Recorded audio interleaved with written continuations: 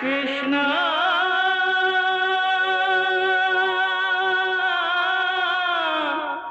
कृष्णा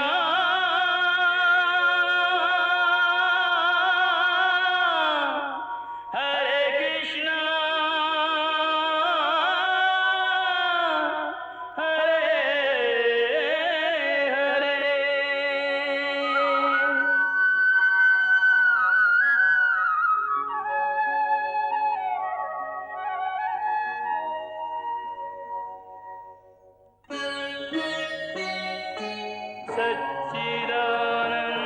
सच्चिदानन्दरूपाय विश्वोत्पत्त्यादिहेतवे तापत्रयविनाशाय श्रीकृष्णाय वयं नमः।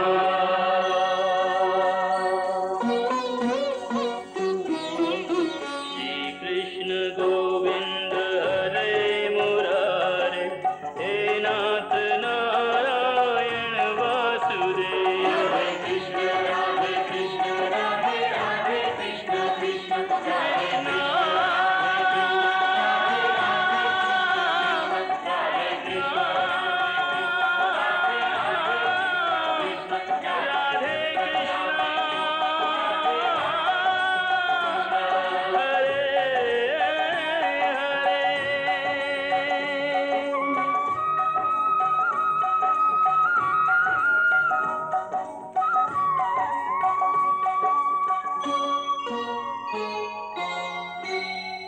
आजा रे कन्हैया तो है राजा बना दूं। लो, बन गया ना पूरी राधा। पूरी नहीं, ये तो केवल राधा का बाहरी रूप धरा है तुमने। जब पूरी राधा बनोगे तो इस मुस्कुराहट के पीछे प्रेम की पीड़ा के आंसू झलकने लगेंगे। अभी तुम्हारे वक्ष में राधा का हृदय नहीं है, और राधा के हृदय में जो कृष्ण के लिए प्रेम है वो भी नहीं है। वो सब कहाँ है इस नकली राधा में? कभी कभी सोचती हूँ तुम पर मेरे प्रेम का जो ऋण है उसे तुम कभी नहीं चुका पाओगे। तुम मेरे चिर ऋणी हो और सदा ऋणी ही रहोगे। वाह, बातों बातों में तुमने हमें अपना चिरऋणी बना लिया। केवल बातों बातों में नहीं, सचमुच आप हमारे चिरऋणी हैं। हमारे प्रेम का ऋण है आप पर, जिसे आप कभी नहीं उतार सकते। क्यों नहीं उतार सकते? क्योंकि आपको तो मोह का बंधन है ही नहीं। ना किसी से मोह करते हो, ना किसी से प्रेम। इसीलिए प्रेम जो एक गहरी पीड़ा है, उसका आपको पता ही नहीं। किसी से प्रेम करोगे तब तो पता चलेगा ना। परंतु हम किससे प्रेम करें? क्यों? कोई आपके प्रेम के योग्य नहीं है? नहीं।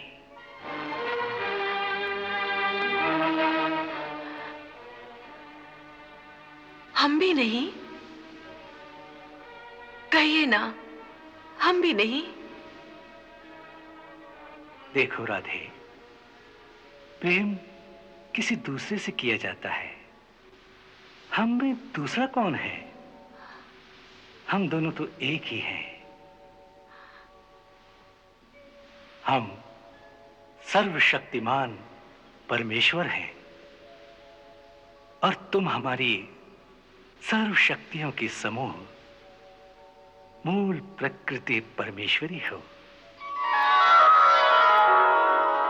जैसे आत्मा के बिना शरीर मृत होता है, वैसे ही शरीर के बिना आत्मा भी नहीं देखी जा सकती।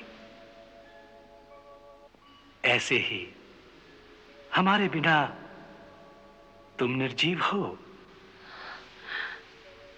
और तुम्हारे बिना हम अदृश्य हैं।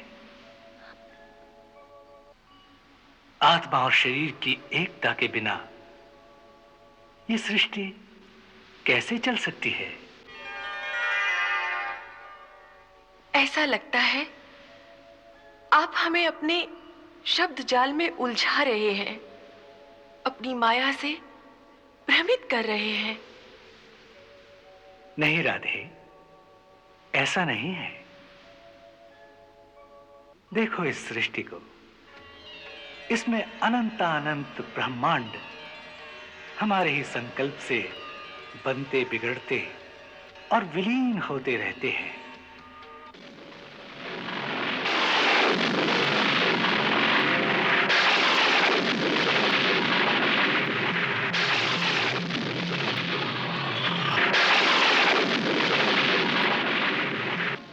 इस जगत में हम स्वयं अपने आप को ही कभी व्यक्त, कभी तिरोहित करके अपनी ही लीला का आनंद लेते रहते हैं। अच्छे बुरे हर प्राणी में स्वयं हम ही तो हैं। मारने वाले भी हम, मरने वाले भी हम, माता भी हम, पुत्र भी हम, योगी भी हम, भोगी भी हम, कृष्ण भी हम, और राधा भी हम ही हैं।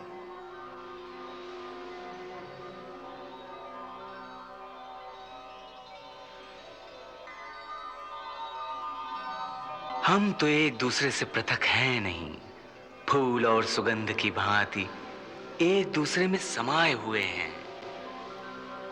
जैसे सूर्य और उसका तेज, जल और उसकी लहरें एक दूसरे से भिन्न नहीं होते, उसी प्रकार कृष्ण और राधा भी एक दूसरे से भिन्न नहीं हैं। तो जब कोई दूसरा है ही नहीं, तो हम किससे प्रेम करें? यदि आपका ये दर्शन सत्य है, तो फिर हमें आपसे इतना प्रेम क्यों है? और हमारे हृदय में उस प्रेम की इतनी तड़प क्यों है कि हमसे एक पल का विरह भी नहीं सहा जाता?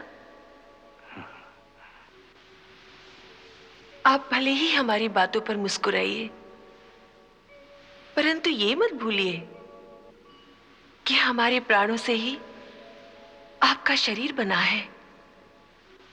हमारे मन से आपके ये चरण कमल बने हैं, और ये जो आपकी मुरली है, ये तो हमारा ही शरीर है ना?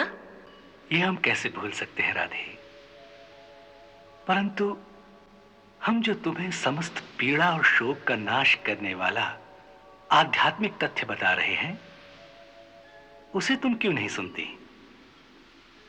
देखो राधे, हर आधेय का एक आधार होता है। जैसे फल का आधार फूल होता है, फूल का आधार पत्ता, पत्ते का आधार वृक्ष होता है, और वृक्ष का आधार बीज होता है। इसी प्रकार सारे ब्रह्मांडों का आधार हम हैं।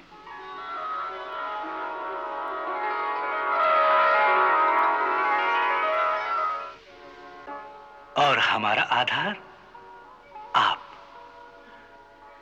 क्योंकि हम नित्य आप ही में स्थित रहते हैं। परंतु आप हमारी आह्लादनी शक्ति होकर भी अपनी माया के भ्रम में आकर कभी भक्तों से, कभी गोपियों से ईर्ष्या करने लगती हैं, जबकि हमें तो हर गोपी में केवल राधा ही दिखती है।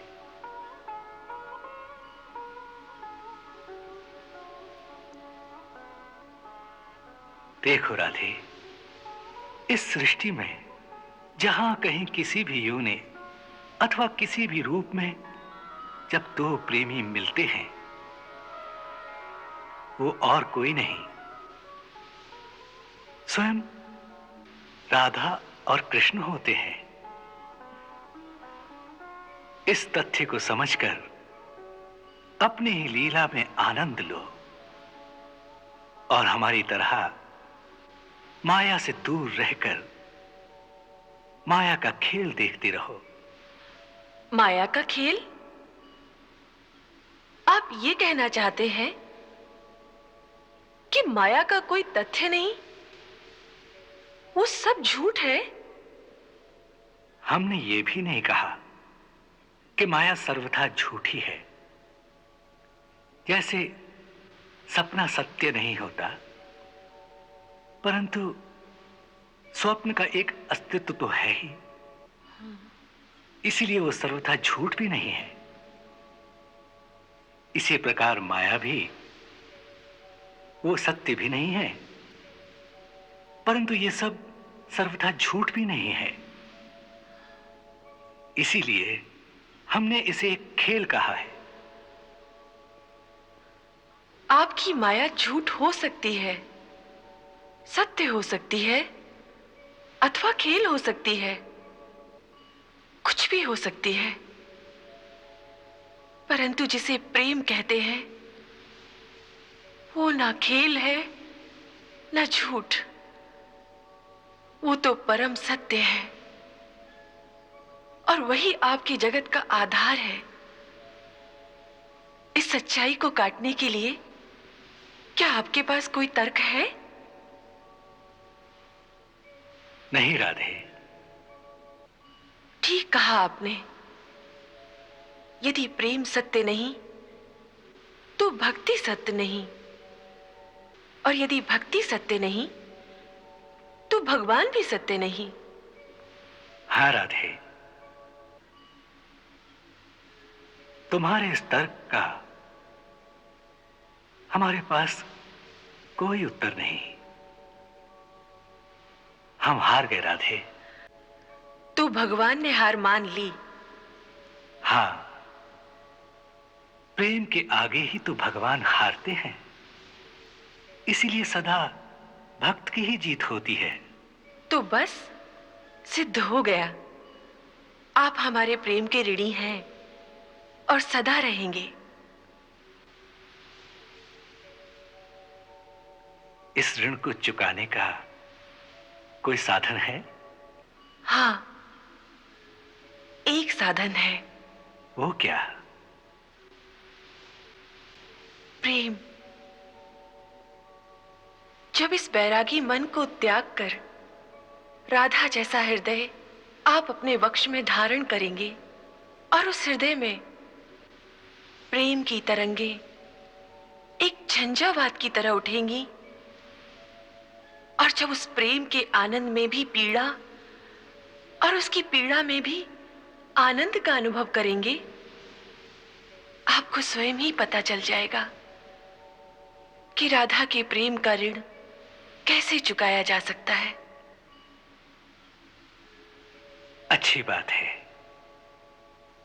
हम तुम्हारा ऋण अवश्य चुका देंगे। कब? हमने निश्चय किया है कि कलयुग में एक ऐसा अवतार लेंगे जिसमें शरीर तो कृष्ण का ही होगा, परंतु हृदय राधा का होगा। आह, कितना आनंद आएगा जब राधा की भांति कातर होकर केवल कृष्ण कृष्ण पुकारते फिरोगे। हाँ, वही करूंगा, वही करूंगा। चैतन्य के रूप में नवद्वीप से लेकर वृंदावन तक कृष्ण कृष्ण पुकारता जाऊंगा।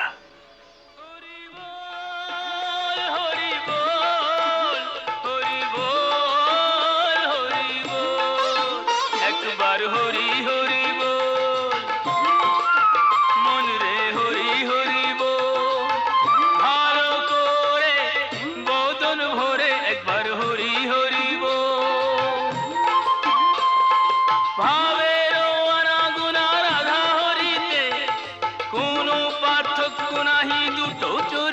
कृष्ण कृष्ण पुकारता जाऊंगा, ताकि तुम्हारी तरह कृष्ण प्रेम में तड़प कर देख सकूं। उस तड़प का पूरा आनंद लेना है तो एक काम करिए, क्या? मुझे मुरली बजाना सिखा दीजिए। मुरली बजाना? क्या करोगी? जब आप विरह व्यथा से पीड़ित होंगे तो आपकी तरह वृंदावन में चैन से बैठी मुरली बजाऊंगी, जिसकी ध्वनि सुनकर आप भी मेरी तरह बेचैन हो जाएंगे। इसीलिए मुझे मुरली बजाना सिखा दीजिए। मुझे मुरली बजाना सिखा दो ना। मुरली बजाना सिखा दूं? क्यों? इसलिए कि पहले तो मुझे चैन से नींद नहीं आती। हर पल हर घड़ी मन तुम्हारी ही बात सोचता रहता है, और कभी थक हार कर मुश्किल से थोड़ी देर के लिए जरा सी नींद आ भी जाए तो बहुधा उसी समय तुम मुरली की तान छेड़ देते हो। बस फिर मैं बिस्तर में पड़ी पड़ी तड़पने लगती हूँ। मुझे मुरली बजाना आ जाए तो मैं भी ऐसा ही करूं, जब तक जागूं मुरली बजाऊं,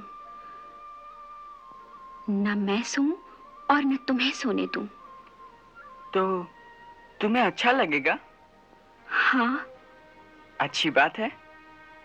कल मैं तुम्हारे लिए एक मुरली खरीद लाऊंगा और सिखा दूंगा। कल क्यों? आज क्यों नहीं?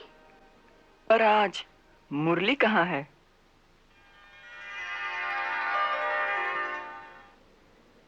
तो ये क्या है? ये मुरली नहीं? नहीं नहीं, ये तुम्हारे काम की नहीं। क्यों? देखो, तुम्हें ऐसी मुरली चाहिए जो केवल कृष्ण को जगाए। और ये तो कृष्ण की मुरली है। जब ये बजेगी तो सारे ब्रह्मांड को जगा देगी। फिर एक तुम ही नहीं, और ना जाने प्रेम की प्यासी कितनी ही आत्माएं इस मुरली के सुरों में बंद कर खींची चली आएंगी। अगर ऐसा हुआ तो तुम क्या करोगी? फिर उन सब को संभालना तुम्हारे बस में नहीं।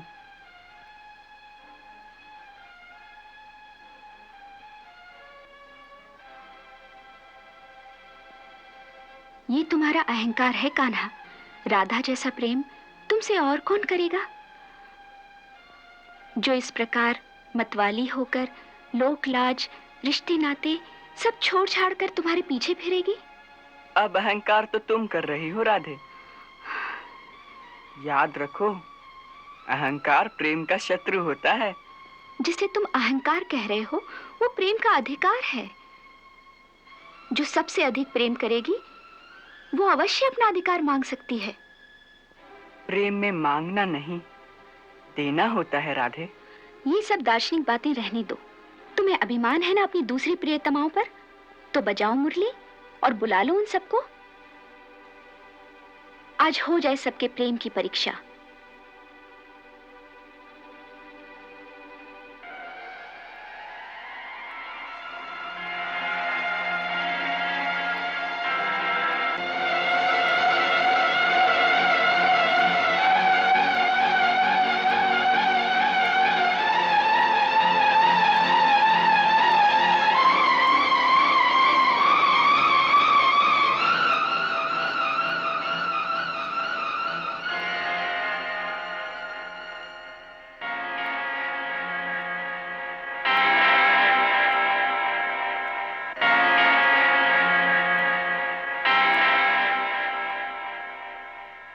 इस वृत्त के अंदर वही पैर धर सकेगी जो तुमसे मेरे जितना प्रेम करती हो, अन्यथा यहीं भस्म हो जाएगी।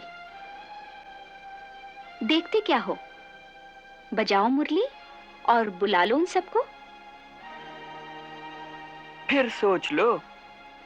सोच लिया।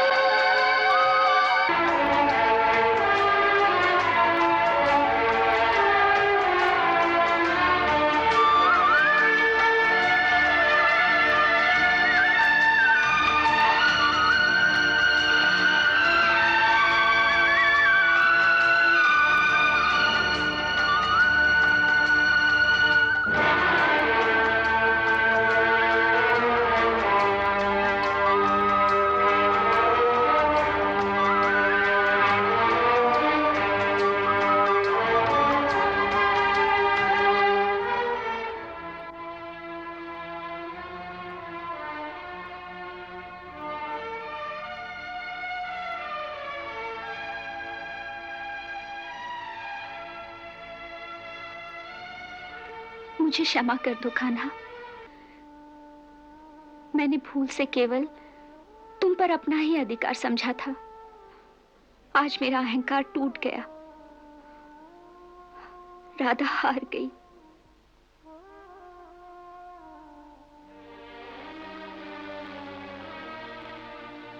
तुम फिर भूल कर रही हो। नहीं नहीं, तुम कभी नहीं हार सकती। देखो, इन सब को तनिक ध्यान से देखो।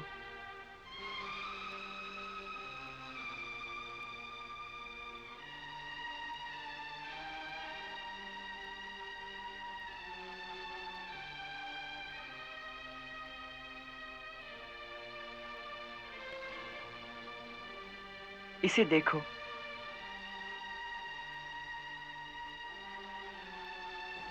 इसे मान है कि ये मुझे तुमसे अधिक प्रेम करती है,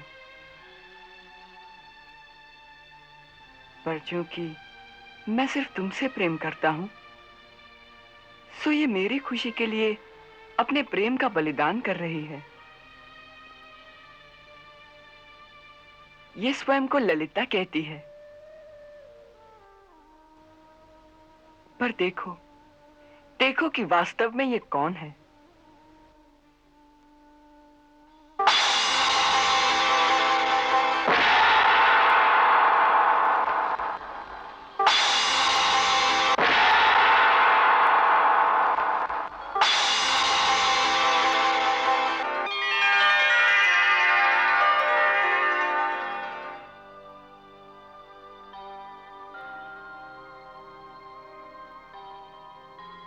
इसे देखो। ये मन ही मन में मुझे अपना पति मान चुकी है। ये अपना नाम विशाखा बताती है। इसे भी देखो कि वास्तव में ये कौन है।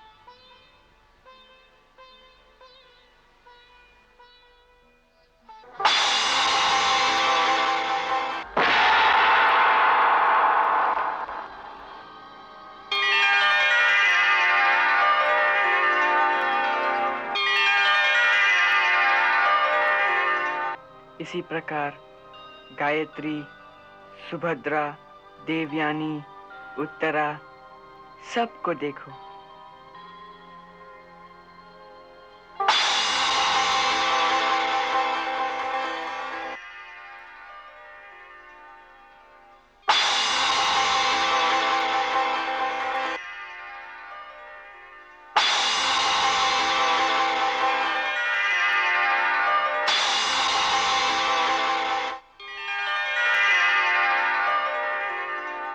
मायावश ये सब अपना अलग-अलग नाम बताती हैं, पर मेरी दृष्टि पर माया का कोई असर नहीं होता। सो ये सब मुझे तुम्हारे रूप के दर्शन कराती हैं। अर्थात मैं इन सब में तुम्हारे रूप को देखता हूं। इसलिए इन सब का मुझ पर पूर्ण अधिकार है, या यूं कहो कि तुम किसी भी रूप में आओ तो तुम्हारा मुझ पर पूर्ण अधिकार है।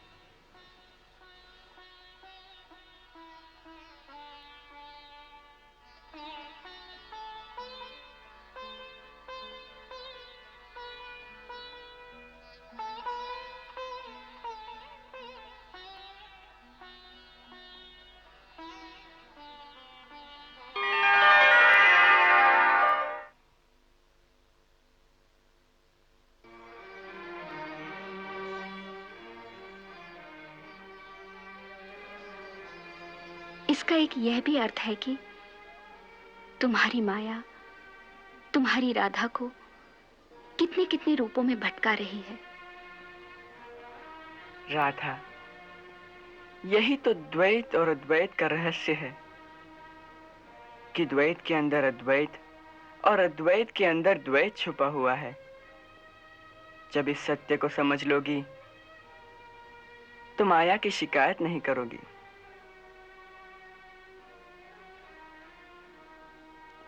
मैं सीधी सादी ग्वालिन मैं इतनी गहरी बात नहीं समझ सकती।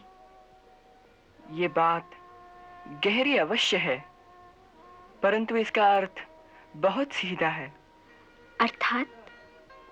अर्थात ये कि माया की दृष्टि से चारों ओर जो अलग अलग रंग, अलग अलग चेहरे, अलग अलग प्राणी हम देखते हैं, वो सब अलग अलग नहीं है, वो सब एक ही हैं, राधा और कृष्ण।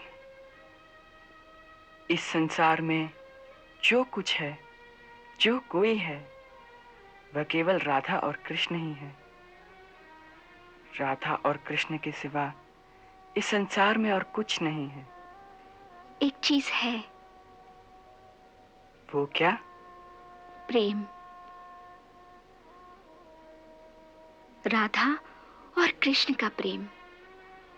उसके बिना तुम्हारा संसार किसके आश्रय पर टिकेगा? आहा, कितनी सत्य बात कही है और कितनी सुंदर बात कही है तुमने। हमारे इतने लंबे चौड़े तर्क को एक शब्द से ही हटा दिया तुमने। आज हम फिर हार गए राधा। तो भगवान ने हार मान ली? हाँ, एक प्रेम के आगे ही तो भगवान भी हारते हैं। तुमने सत्य कहा, प्रेम के बिना ये संसार कैसे टिकेगा? प्रेम के बिना तो ये संसार उजड़ जाएगा, वीरान हो जाएगा। क्योंकि प्रेम ही जगत का सार है और प्रेम ही इस सृष्टि का आधार भी है।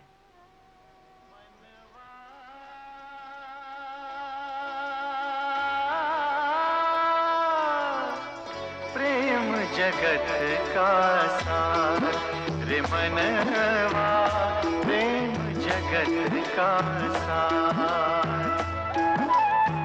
प्रेम पुजारिन राधे रानी हो,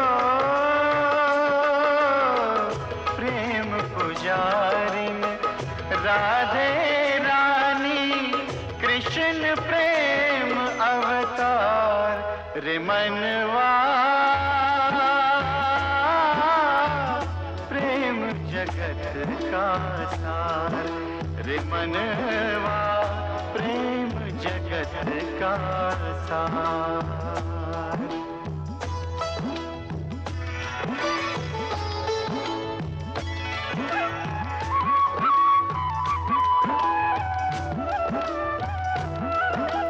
प्रेम की मुरली, प्रेम की जमुना, प्रेम ही राधे, प्रेम ही कृष्णा।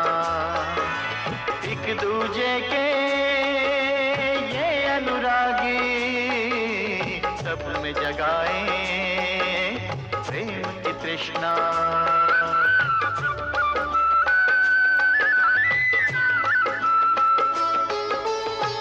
प्रेम में डूबे प्राण करत है हो,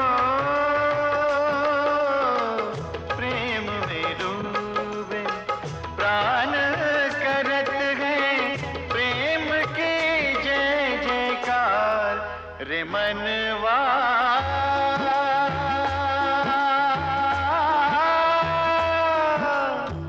प्रेम जगत का सार रे मनवा, प्रेम जगत का सार।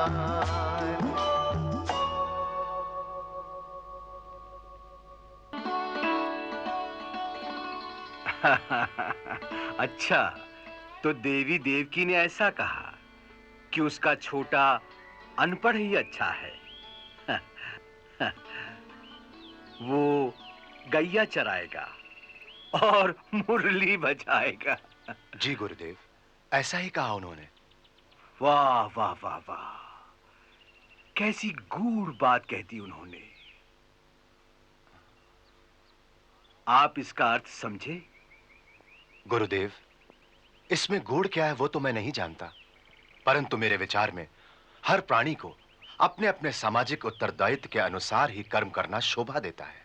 हाँ। इसी तर्क से मैं समझता हूं कि बलराम और कृष्ण दोनों राजकुमारों को अपने वंश, अपने देश की ओर, अपनी जिम्मेदारियों को ध्यान में रखकर वही काम करना चाहिए जिससे एक राजकुमार का उत्तरदायित्व पूरा हो। हाँ, ये भी ठीक ही है। परंतु श्री कृष्ण केवल राजकुमार ही नहीं, कुछ और भी है। आप उनके उत्तरदायित्व को समझ सकते हैं? अक्रूर जी, जो विद्या, जो ज्ञान आप उन्हें सिखाना चाहते हैं, वो सब मुरली की धुन में छुपा हुआ है। उसी के स्वरों में इस ब्रह्मांड की उत्पत्ति का राग है और सृष्टि की प्रलय भी उसी के सुरों में छुपी है। उसी मुरली के सुरों के उतार चढ़ाव से इस सारी सृष्टि का संतुलन भी होता है और उसी में वैराग्य के स्वर भी बोलते हैं। और जब कभी क्लीं रूपी काम बीज के स्वर उसमें गूंजने लगते हैं तो ये सारा संसार प्रेम के गहरे सागर में डूब जाता है और चारों तरफ केवल प्रेम ही प्रेम लहराता है। और उसी प्रेम सागर में से भक्ति के द्वीप उभरने लगते हैं। सो अक्रूर जी, मुरली बजाने के काम को इतना छोटा मत समझो। मेरी दृष्टता क्षमा करें गुरुदेव, आपका कथन सत्य है, परंतु केवल उनके लिए जो भक्ति मार्ग के पथिक हैं, जिन्होंने कर्म से संन्यास ले लिया है। परंतु जो कर्मयोगी हैं, जिन्हें साधारण जनता के दुख सुख की चिंता करनी है, वो एक आतताई के अत्याचार और उसके व्यभिचार से मानव समाज की रक्षा करना अपना कर्तव्य समझते हैं। उनका धर्म ये आज्ञा नहीं देता कि वो एक काल्पनिक विश्वास का सहारा लेकर इस प्रकार अकर्मण्य होकर केवल हाथ पर हाथ धरे अच्छा समय आने की प्रतीक्षा करते रहें। हाँ अक्रूर जी, ये भी ठीक है जो आप कहते हैं। कर्मयोगी का यही धर्म है, परंतु आपके और हमारी बात में केवल इतना ही अंतर है कि आप जैसा कर्मयोगी हर बात को केवल मनुष्य की दृष्टि से ही देखता है और केवल मनुष्य की शक्ति पर भरोसा रखकर अपना कर्म निर्धारित करता है। परंतु हम जैसे भक्त केवल उसकी शक्ति पर भरोसा रखकर कर्म करते हैं जो मनुष्य को भी शक्ति देता है। हम कर्म तो करते हैं, परंतु अपने कर्म की अति शीघ्र सफलता के लिए इस तरह बेचैन नहीं होते, क्योंकि हम जानते हैं कर्म अवश्य सफल होगा, परंतु जब ठीक समय आएगा। पर वो ठीक समय कब आएगा गुरुदेव? मुझे तो समय हाथों से निकलता दिखाई दे रहा है। गुरुदेव, मैं समझता हूं कि दोनों राजकुमार अब किशोरावस्था में हैं। अब उन्हें कंस से टक्कर लेने के लिए पूरी तैयारी शुरू कर देनी चाहिए। इसीलिए मैं आपकी सेवा में आया हूं कि आप ही वसुदेव जी को आदेश दे सकते हैं कि अब राजकुमारों का समय यूं गैया चराने में बर्बाद न किया जाए।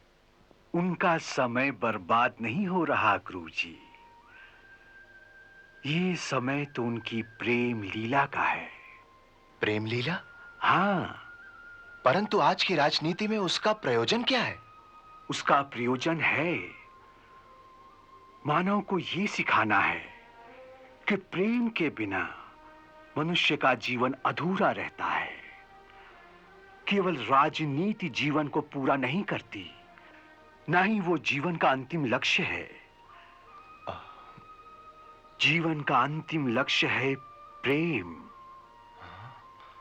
केवल प्रेम, क्योंकि वहीं से भक्ति का रास्ता शुरू हो जाता है। श्री कृष्ण पूर्ण अवतार हैं। वो इस अवतारी जीवन में मनुष्य को पूर्ण मानव बनना सिखाएंगे। समय आने पर वो आपकी राजनीति भी मानव को सिखाएंगे, युद्ध करना भी सिखाएंगे, शत्रु का संहार करना भी सिखाएंगे। निर्माण और संहार दोनों लीलाएं करेंगे। वो मानव को अपने कर्तव्य और धर्म के लिए मरना भी सिखाएंगे, शान से जीना भी सिखाएंगे, योग भी सिखाएंगे और ऐश्वर्य का भोग भी सिखाएंगे। वो मानव को ये भी सिखाएंगे कि जीना एक कला है और कला में सौंदर्य होता है। सो जीवन सुंदर बनाने के लिए वो प्रेम करना भी सिखाएंगे। वो सब तो ठीक है गुरुदेव, परंतु आज की राजनीति ये कहती है कि इससे पहले जरासंध, बाणासुर, कंस जैसी तीनों शक्तियां मिलकर इस धरती को नरक बना दें, इस समाज को नष्ट कर दें, उनकी शक्तियों का अंत कर देना चाहिए। उसका समय तो आने दीजिए। पर वो समय कब आएगा गुरुदेव? आने वाला है, परंतु अभी नहीं। अभी तो प्रभु की प्रेम लीला का समय है। हाँ? विनाश की लीला आरंभ करने से पहले वो मानव को यह संदेश देना चाहते हैं कि अंततः केवल प्रेम ही सृष्टि का आधार है और वही जगत का सार है। मनवा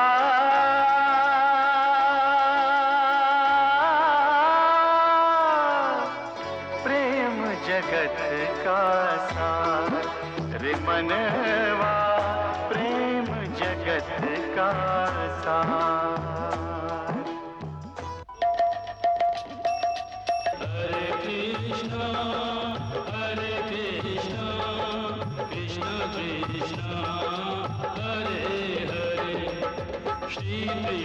चरितं गुणानुवादं तत्प्रेरणा अहं करोमि।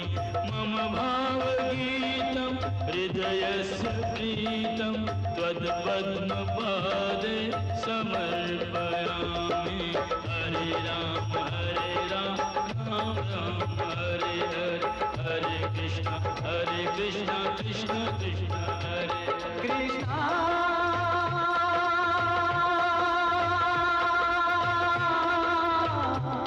कृष्णा